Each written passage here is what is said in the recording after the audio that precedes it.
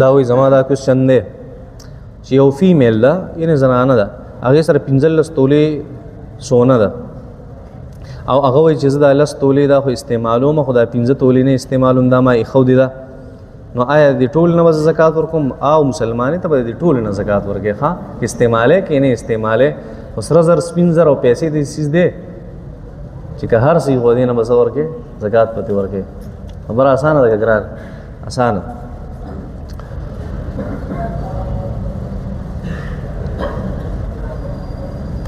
دا وایي چې ما اورېدلی دي چې د چا بچي هغه بالغان نه وي نو د هغې زکات په مور او پلار ورکوي دا خبره ټیک ده په ماشومانو باندې زکات نه وي ښه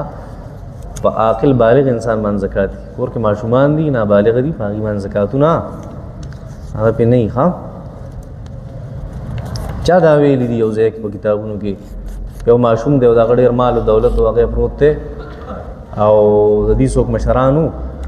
او مور او پلار یې نه و نو بیا پکار دي مشرانو له چې د هغې نه زکات ورکړي دغه طریقه هغه ټیک نه ده ښه په ماشوم باندې هغه مکلفه نه دی سره دا وایي چې ما په خوب کې لیدلي چې اسمان چې کومه بجلي ده چمک دی دا په ما باندې را پرېوتی دی څه مطلب دی څه تبدیلي را روانه کیدی شي د هدایت لار هغه د الله جل شانو تا ته برابر کړي او اسانه کړي الله دې زموږ د ټولو نصیبه کړي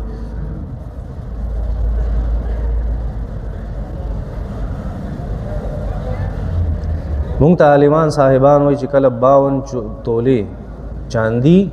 او لږه سونه هم وي نو په هغې باندې زکات سته تاسو ته صحیح ویلي که تاسو سره سونه وي د 7.5 تولې نه کم وي او د هغې سره لږ شان چاندي وي یوه لږ شان چاند یا د هغې سره لږ شانتې پیسې وي نقدې چې هغه د ضرورت او د قرض نه سیوا وي که 200 روپۍ وي که 100 روپۍ خو تا جمع کړي د ضرورت نه او د قرض نه سیوا دي هغه سره پرتې دي او سره زره 7.5 تولې نه کم نو بیا به د سونې او د پیسو د ټول نه به زکات ورکوي دغه شان د دې سونې او د سپینو زرو نه به د ټول نه به زکات او د دې وجه اصل کې دا ده سړی وایي چې داسې ولې کېږي د دې وجه اصل کې دا ده چې کله د سونې سره نقد پیسې راشي که نه دا ټوله سونه د نقد حکم ته وړي او چې دې سره کله سپین زر راشي نو دا ټوله سونه څه ته وړي سپین زرو حکم ته وړي او د سپینو زرو ریټ هغه بیا صحیح د سونې نه کم دی نو هغه پکې بیا ټوله په زکات شمارلی کېږي ښه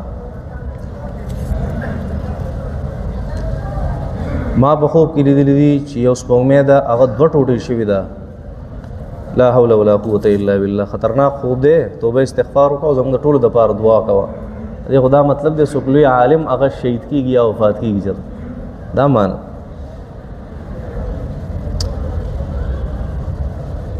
حدیث شریف کې آیا رښتیا داسې راغلي چې تاسو به ګرم څیز نه استعمالوئ نه به خورئ همدغه شانتې ده نبي کریم صلی الله علیه وسلم فرمایل ګرم خوراک تاسو مه کوئ دونه ګرم چې ستاسو پلس خوځي ځکه دې کې برکت نه خطرناک څیز دی نقصان ورکوي انسان ته انسان معده تباه کوي انسان خوله هغه ټوله زما یو ملګری و هغه به چیس کله څنګه به ګرمه ګرمه چې راوځي هغه به اوس کله خولې نه یې بیا ټول پټونه داسې وغورځول داسې عادت شوی د اودس په دوران کې مونږ چې خولې ته کله اوبه واچو نو د خولې په خوله کې د اوبو هغه لږ اثر پاتې شي